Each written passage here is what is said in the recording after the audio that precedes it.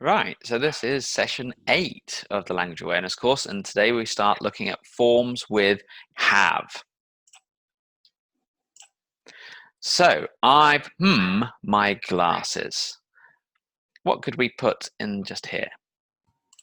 What can you think of to complete the sentence? What are the 3 forms of the verb you've chosen? The present form, past form, and past participle. And is the verb regular or irregular?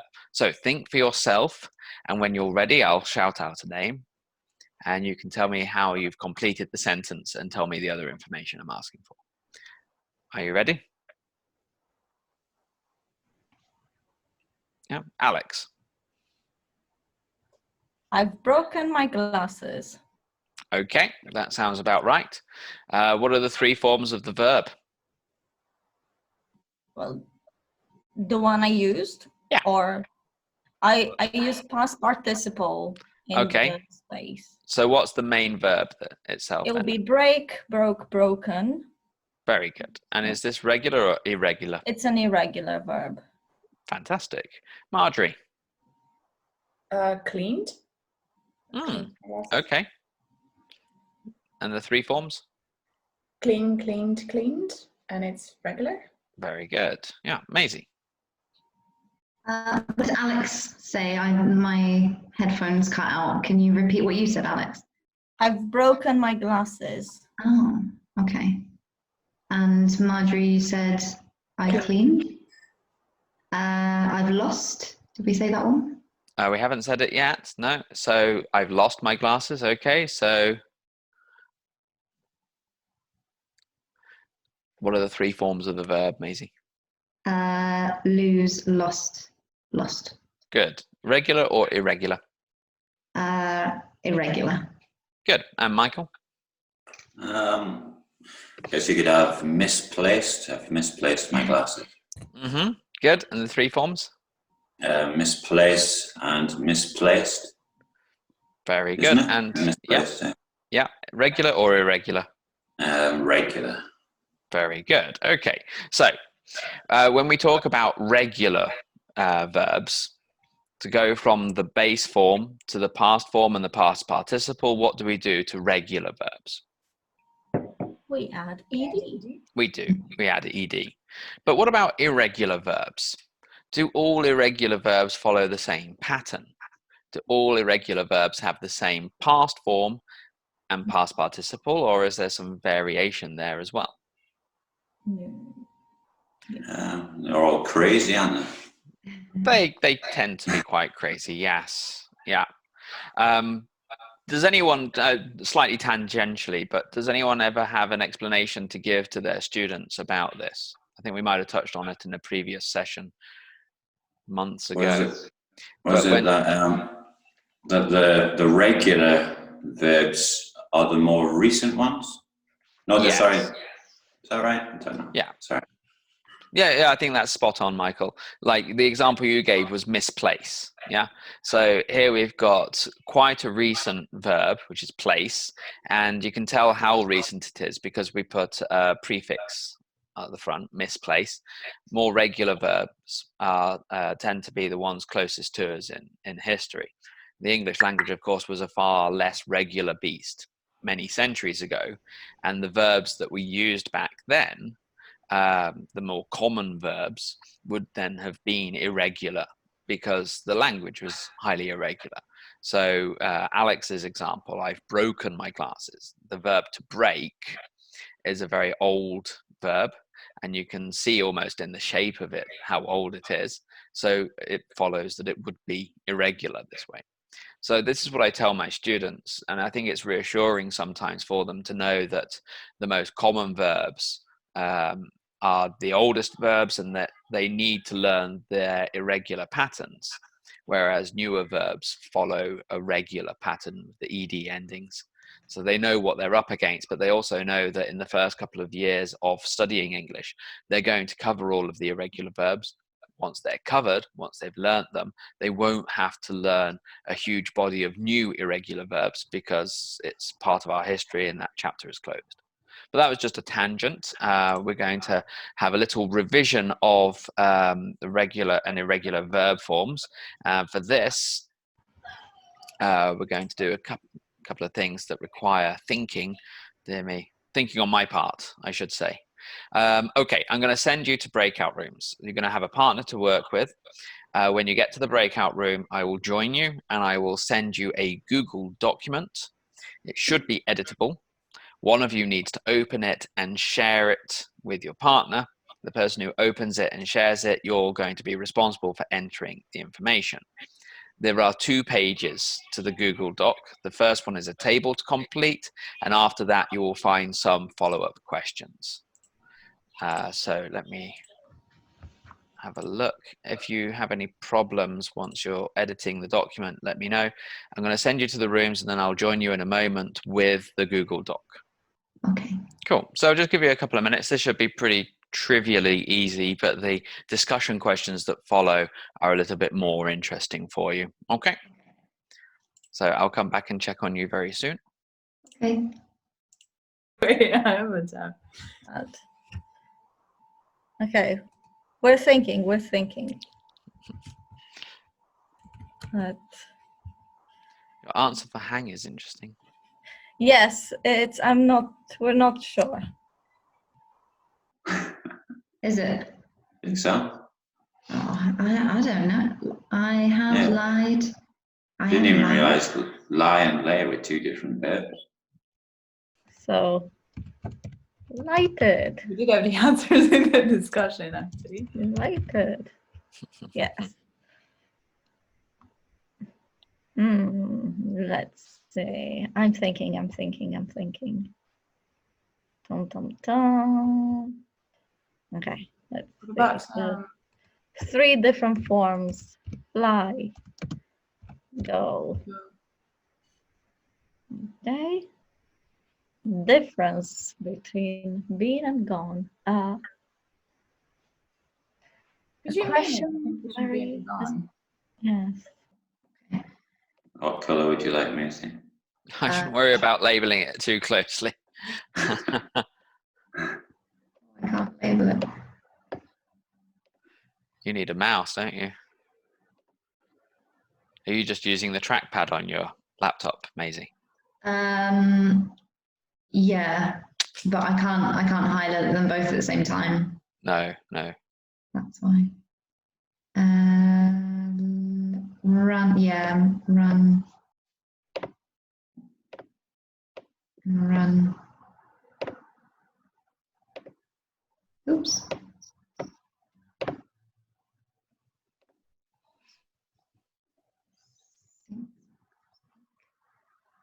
Wink, winked and winked. I think the person who designed this course was trying to do a terrible trick or a pun when he gave you sink and then he gave you wink. Were you thinking that? Yeah. We almost Of fell course into not. We're not. We don't have filthy minds like this.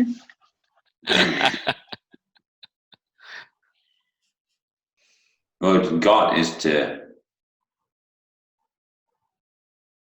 it's kind of like to have something, and gotten is to become, isn't it? I've gotten like fat. I've gotten. Interesting idea. Okay, I'm going to give you another couple of seconds to talk about this, and then we're going to go back into the main room. Okay. Okay. Is there any more like that? Participle of light. So maybe when it's used, when you have to form the adjective, then they need lighted, and lit is just to express the action, like the fire. I have lit the fire. Yeah. But then you say a lighted candle was on the table, so it's an adjective. So that's why it's different.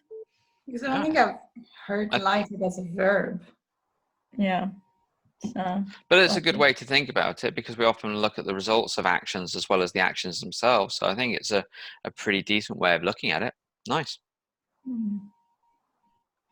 and we talked about sneak with the British English version and the American English version. And Mhm. Yeah, Okay. very much. So I shall be closing the breakout rooms. We'll go back for our master discussion. I'm back. You are back. Marjorie is back too. Yes. Yeah, I felt a bit lonely suddenly. So Yes, yes. not that it's an unusual feeling these days.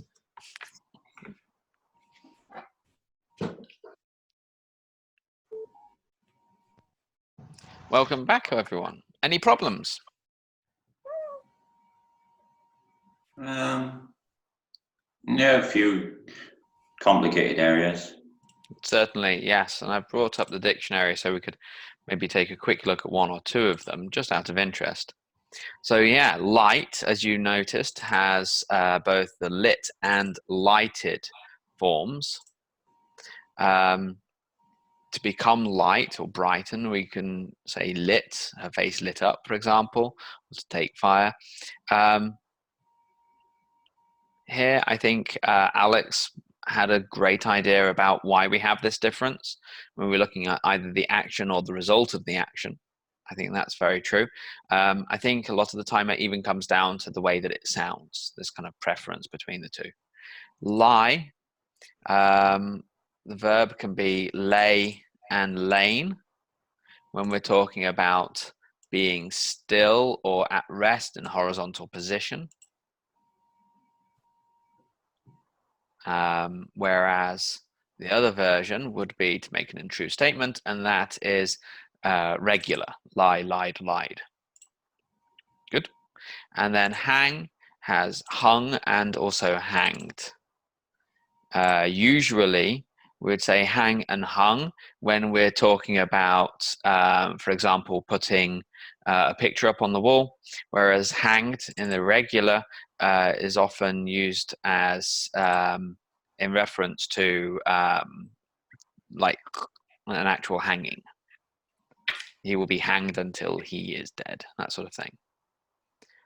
Okay. Michael, you talked about the difference between got and gotten.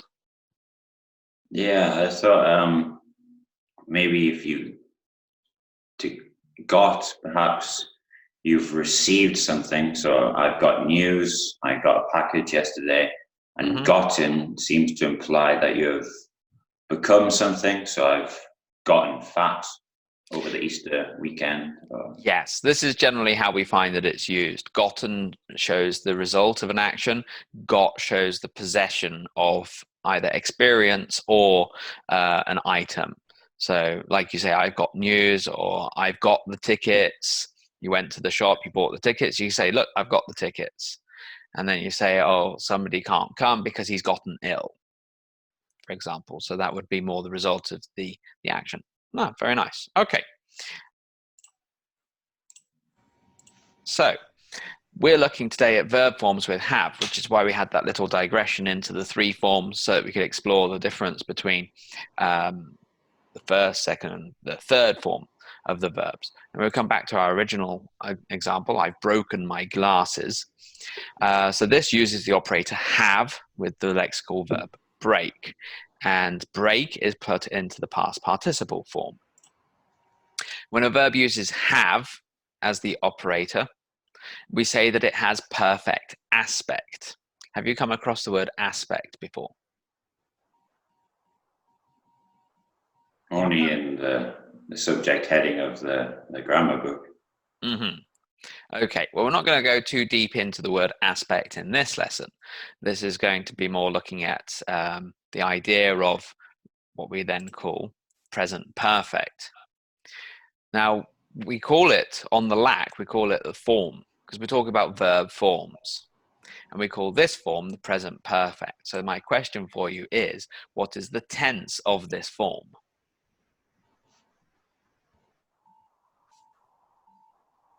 Is it past participle? Well, what were the options with tense? Past and non-past, or are we Yes. saying present? Past and present, essentially. So the tense of the present perfect is? Present? It is present, yes. So it's a present tense with perfect aspect. And when we stop to think about it, it does make a lot of sense, because present perfect can't be used to talk about times that are perfectly in the past, or completely, I should say, in the past. We use present perfect in the present moment to talk about something. So it is a present tense. But to get to a deeper understanding of the present perfect, we could do a comparison against the past simple. I'm going to share a worksheet with you and send you back to your breakout rooms, but with a different partner. The worksheet isn't one to edit. It will simply show some different sentences like mini dialogues. All I'd like you to do is to discuss the difference in verb choice in each of the dialogues and see if you can get to the heart of what the difference is. So I'll send you the link now in the main chat. Right. There we go. Okay. So Differences. So as you look across each row, like, do you like London then? And do you know London well? So you're comparing the left column with the right column. Okay. We have. So I suppose we must. Do you know what London well? Well, we lived here nearly 20 years, so not anymore now.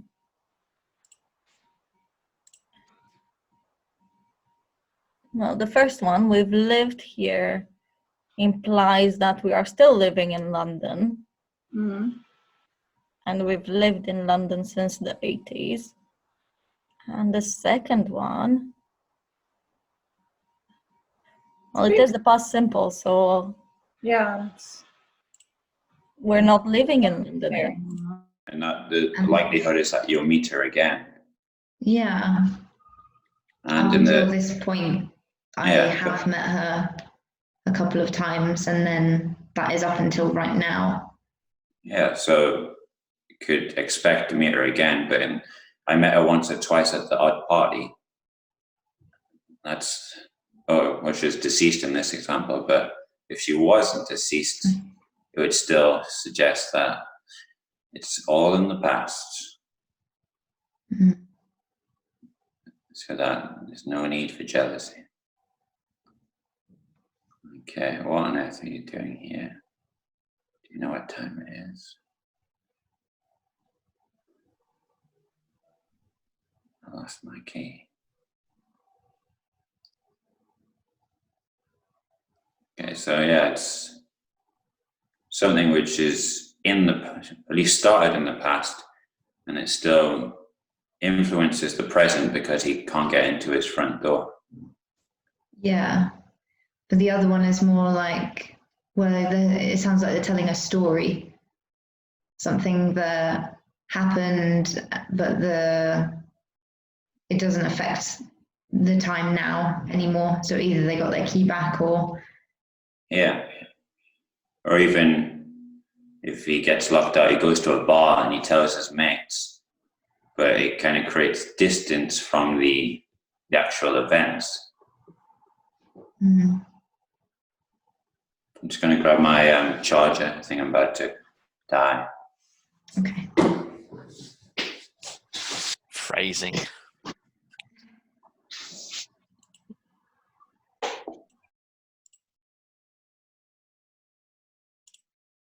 Story, then you still wouldn't use a present perfect even if you ended up finding the key.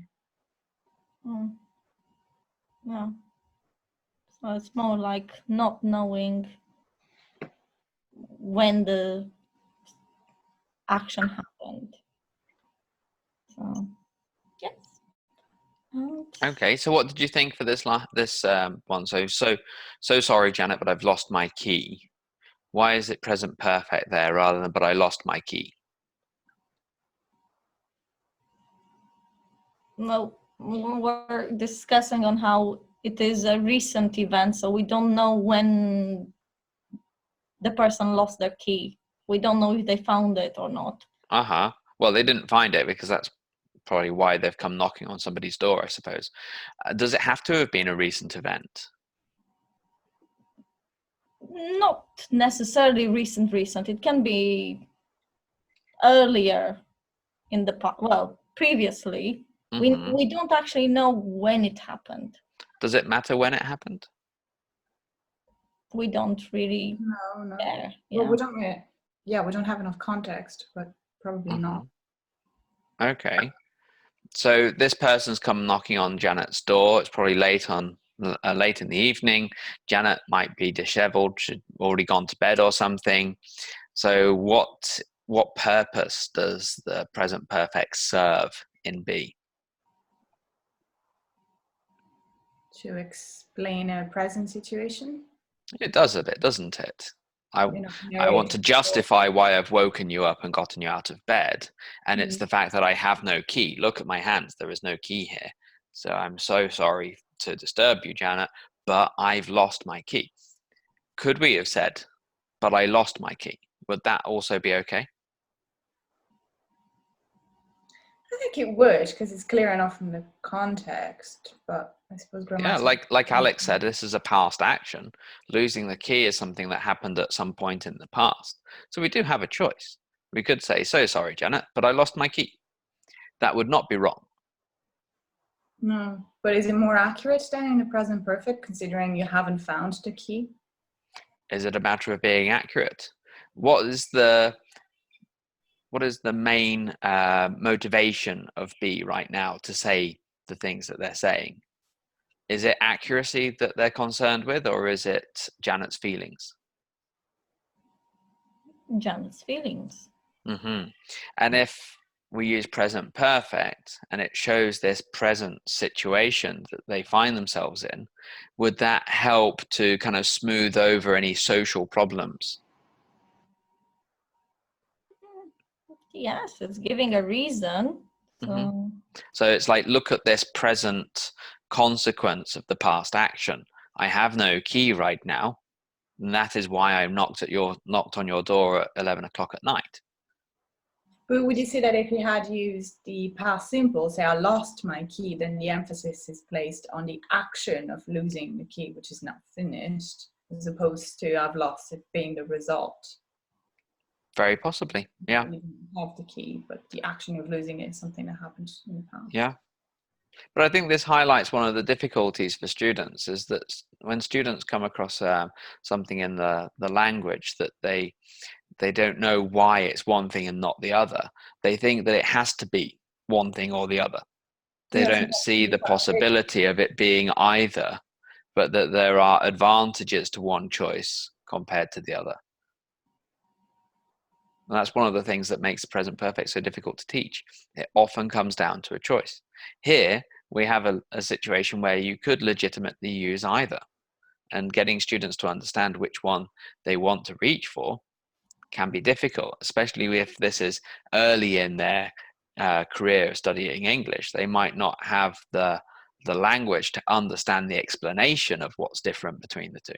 That can become quite a difficulty. So let's go back to the main room and see what the others have been talking about. Marjorie is coming back as well. She will have no choice very soon. Well, unless she had some connecting issues. It's possible, I suppose. The breakout rooms are closed now. Here we go. Wonderful. Hello again. That was a bit slow. One of the dramas of nowadays. So, does anyone have any wonderful insight to offer on the difference between present perfect and past simple? I think the perfect aspect always draws some sort of connection between two different times. That is a very good way of looking at it. Yeah. And I think me and Maisie were discussing that in the example. So the woman, was it the woman in the red dress, or have I just imagined that bit? So, you know, once or twice. You were too focused. You didn't see Agent Smith coming up behind you. Yeah, you're right, Michael, the lady in the red dress. Okay, good. Wasn't a Freudian slip. So I've met her once one or two times we thought that this was relevant to the present, and the meeting still occurred in the past, but they impacted the present in a way that the past simple didn't convey. But we couldn't, or at least I couldn't, work out just why it was relevant in the present. Well, were they talking about this person? Yeah, so they're discussing this person. So at the present moment, the discussion was about that person. Do you think, is that the present relevance that you're looking for? Yeah, although in the past simple example, they were discussing the person in the present. It's like, but in the context of a funeral. So I'm not sure if it's directly dependent on the context. I see what you mean. Can anyone else help to explain that that difference then? Why did we have the past simple to talk about the woman who had died? Because she died, there's no possibility to meet her again. But in the present perfect example, we don't know. We've met her twice or 3 times, but there is a future, so we could meet her again in our life. But very good. If she's dead, it's all in the past. There's no future, basically. Absolutely. And this kind of comes back to what we'd said at the start of the course, where we looked at the difference in tenses between past and present. And as Maisie echoed earlier in this session, she said maybe it's non-past. So even saying present here, the present tense, maybe that's not the full picture. We want to be calling it a non-past tense for the reasons that Alex has just underlined. When we talk about things, if they're wholly in the past, we use that past tense. We look at past forms. But when there is the possibility of present relevance, I've met her a few times, or future relevance, I can meet her again, then we would look at using this perfect aspect. So calling it the present perfect is perhaps a bit of a misnomer. Calling it the non-past perfect might be better, but then it would just confuse a lot of people when they come across it in grammar books, especially if they've just started out learning the language. They start looking up non-past. What is non-past? There's always this kind of balance to be made, I suppose, between the effectiveness of the labels and the relationship they have with the truth or with what we actually find in the language. Okay, so we looked at those 3 examples, and from listening to your discussion, I can see that you've kind of underlined the 3 ways that we understand present perfect. We talk about it for unfinished past. So this was the first example, talking about London. Alex and Marjorie talked about how in the present perfect example, the people still live in London. So for them, an event that started in the past, moving to London and living there, is unfinished into the present. They still live there. And the second one, we're talking about experience or the indefinite past, which was about meeting that person and the possibility of meeting again in the future. There's also that aspect, of course, of not knowing when the meetings took place. So this indefinite past comes to play. And then the third one, again, listening to Alex and Marjorie's examination of the key story. In the first situation, we're looking mostly at the present results. The person does not have their key. They lost their key in the past. We don't know when in the past they lost the key, but the important thing here is that they don't have it now. So that past action, whenever it happened, I mean, who knows? It could have been a year ago. Maybe they're at their summer home and they've knocked on the door of the cottage next door. They haven't been to their summer house for a year up in the Hamptons. They haven't been there for a year. So sometime in the last year, they lost the key. But it doesn't matter when, because then they go in and say, look, present consequence, I've lost the key. So please, can you give me the spare? Something like that. So we have these 3 ways of understanding the present perfect, and these are the 3 common ways that we see it dealt with in course books. So we're going to do a little practice activity. And again, in your breakout rooms, I'll be sending you a Google document for you to edit so that you can try out your, I wouldn't say newfound understanding, because you knew all of this pretty well to begin with. Right. So here we go. Let me. Forms would have gap fill. Okay, yes, we can edit it. Good. I'll just go and check on the other room, and I'll be back with you in a few minutes. Okay. Oh, good, you can. Wonderful. Are we meant to fill it in? Oh, yeah, absolutely. But Maisie had a problem because I hadn't set the permissions correctly previously. So. Oh, okay. Yep. Can I good. Can I save it somewhere? Sorry, I'm not like super familiar with Google Docs. Yeah. Is this on your computer, Marjorie? Mm-hmm. Yeah. So the link that you've got there will be in your history, and it will be the same file in the same place come the end of the session. Oh, okay, yeah. And yes, it was great. Very good. Okay. Rose works in a factory. She has worked there for 6 months. Before that, she was a waitress in a restaurant. She worked there for 2 years, but she didn't enjoy it very much.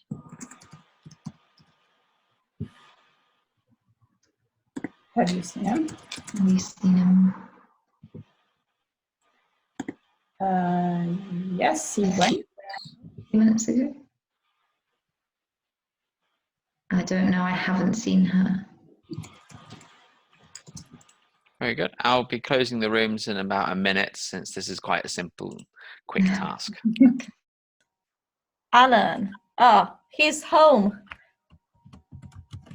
Have you seen him? He's Yes. home. Yeah.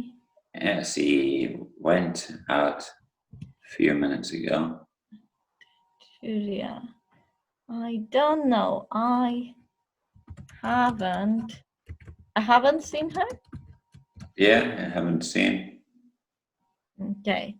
Number 4. Do you know Martin's sister?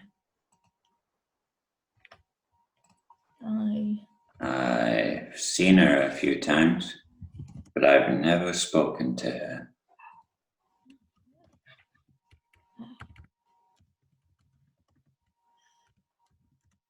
To her. Have you ever spoken to her? Have you ever? Good. I'll be closing the room, so you'll have the 30-second warning, but you can finish the work in that time, I'm sure. Oh, you finished. Welcome back again, everybody. You'll be delighted to know that's the last time you have to go to a breakout room and do any work in this session. You want a breakout room? I don't mind. They are quite nice, aren't they? I wish we had them in real life. Just go to your room and do your work. Love saying that to like older teens and be married like this. I can just imagine. Right. So, okay. So everyone basically put the things in that we wanted. If I bring up one of the groups' work, we can see that you basically had the same. Oh, this is the wrong one, isn't it? It was. Is it the wrong one? No, it's the right one. No, I think that's that was the right one.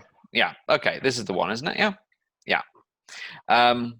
Yeah, you had pretty much the same answers. I think that one group had the continuous form in number 2, which was perfectly okay. No problem with that. Okay, so let's just think for a moment then. Number 1, we open with a question in the present perfect form. Have you ever been to Florida? So why is it in the present perfect and not past simple? General past experience. Yeah. Looking at our 3 main reasons, yes, I think so. And we don't know anything about the person, so we need to find out if it's a positive or a negative answer before we can move on. Okay, good. And then when we start introducing times, or we establish through the context what time we're talking about, the time is fixed in the past, so we need that past simple form. That makes sense? Good, okay. Number 2, we use the present perfect for the first one, don't we? She has worked there for 6 months. She works there now. She started 6 months ago, so she has worked there for 6 months. So would we say that this is unfinished past time? Yeah. Yeah, okay. Then we've established the past, so we switch to past simple. Okay. Where's Alan? At home. Probably. Have you seen him? Present perfect here because? A result, isn't it? Yeah. Result of seeing or not seeing him. Okay. Then we place the next information in the past, so he went out a few minutes ago. And Julia, again, present results. I haven't seen her. Good. Do you know Martin's sister? So here, I have seen her a few times, but I've never spoken to her. Have you spoken to her? So all of this is present perfect because? So, present relationship between the speaker and Martin's sister. I guess it could be that. We don't know when in the past these events happened, but we are talking about Martin's sister in the present. So that helps. Okay, so we can kind of see how these 3 ways of looking at the present perfect work. Yeah. So the question is there one way to understand the present perfect? One way that covers all 3 of the situations we've just looked at? Perhaps there is. And to that, we can turn to a French novelist who knows how to take a portfolio photo. I was aiming for something like this in my staff photo, except for the cigarette. I was going to have like a coffee cup instead, but I was trying to do that. You know, the picture, I think it's my, if I mute my video, I think that's the one. Yeah. I think yours is less sinister, Chris. Less. Oh. Yeah, it's less Big Brother-ish kind of thing. You know? Well, I am a big brother, but yeah, okay, I get it. Definitely. Does anyone know who this character is? Is his first name Jean? It is not Jean, I'm afraid. No. Is it Marcel? It is not Marcel either. No. What? No. Just Is throw out it some. Albert? Almost. It is André Malraux. And he wrote, "A man is the sum of his actions, of what he has done."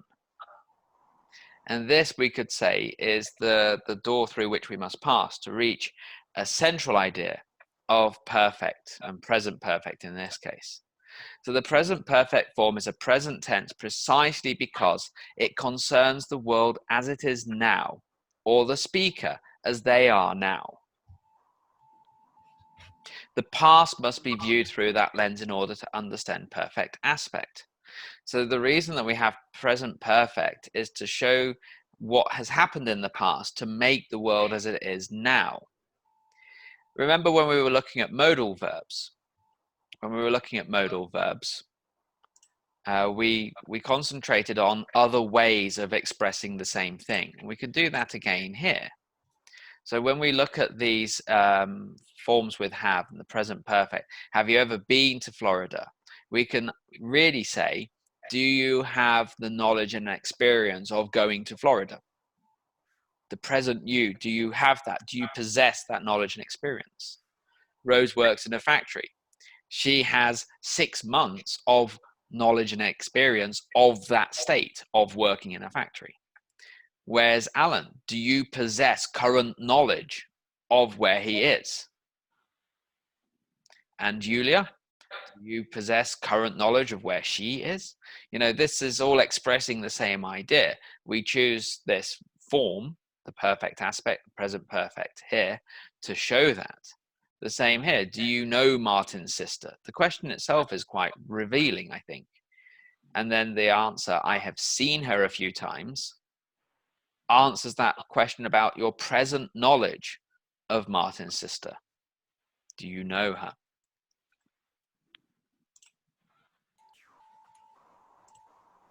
Then this notion that it's the sum of your experience kind of vanishes the second you put a specific time to that experience. Exactly, yes. Or rather, we are then grounding what we say next in the past. And because we are specifying where in the past these things occurred, we have to address it using simple forms or continuous if it was a longer action. It depends on what you want to say. And that is the heart of it. And in your homework task, which I will be putting into the shared folder very soon. In fact, it's probably there already. I think you all have a link to the shared folder. Yeah. Wonderful. Yeah. Okay. In the shared folder, you will find the homework, and the homework will develop this point, and I'd like you to focus your efforts on that. It would be really good if you were to include this homework in one of the 7 that you want to do. Michael, I know you've only got 1 left. Congratulations, by the way. So, yeah. Thanks. Well done. Yes. Cheers. So there we go. This has been our first look at forms with have. We'll be looking at have again in the next session as well. So until then, thank you all very much. And that's the end of this session. Thanks, Chris. Thank you. Thank you.